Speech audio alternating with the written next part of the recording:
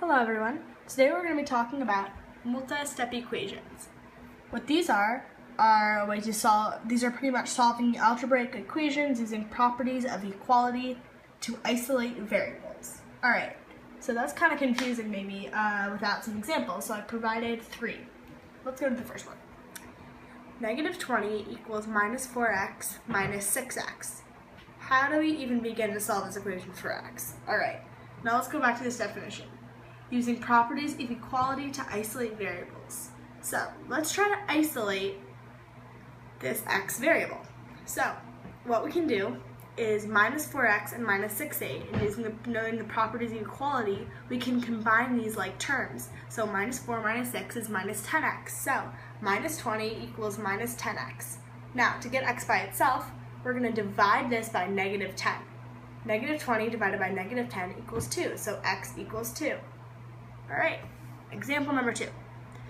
8x minus 2 equals negative 9 plus 7x.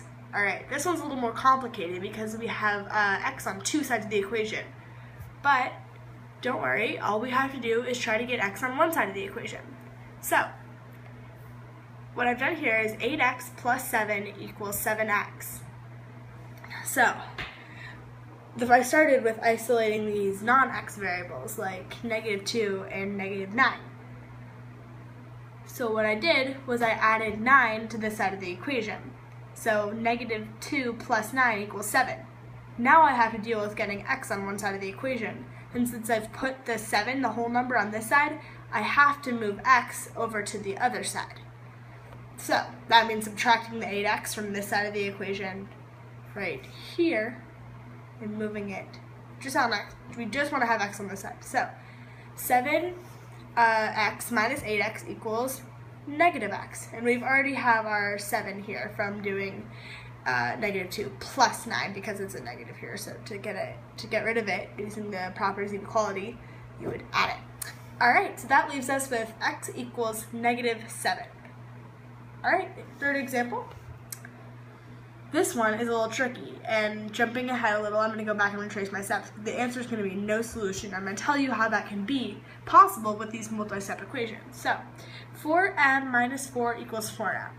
Alright, first of all, let's get m on just this side of the equation, because we need to have something on either side, and since we already have the negative 4 here, we're going to try to get the m on this side. So, let's subtract the 4m from this side. So, 4m minus 4m equals, well, 0. So then we're left with negative 4 equals 0, and to divide that you do over 0, so it's negative 4 over 0. Now, one helpful trick for these in other areas of math too is that when you have 0 on the bottom of the equation, or a fraction, the answer will always be no solution. If 0 was on the top of the fraction, the answer would be 0. But since it's on the bottom, as you see here, because you have to divide by 0m, this should be an m. That's my bad. Well, it's no solution. Alright, now that I've hopefully taught you something about multi-step equations, I'm going to leave you with this one kind of challenging problem. Alright, it's down here at the bottom. I'll read it out loud. Negative, in parentheses, 1 plus 7x minus 6, in parentheses, minus 7 minus x equals 36.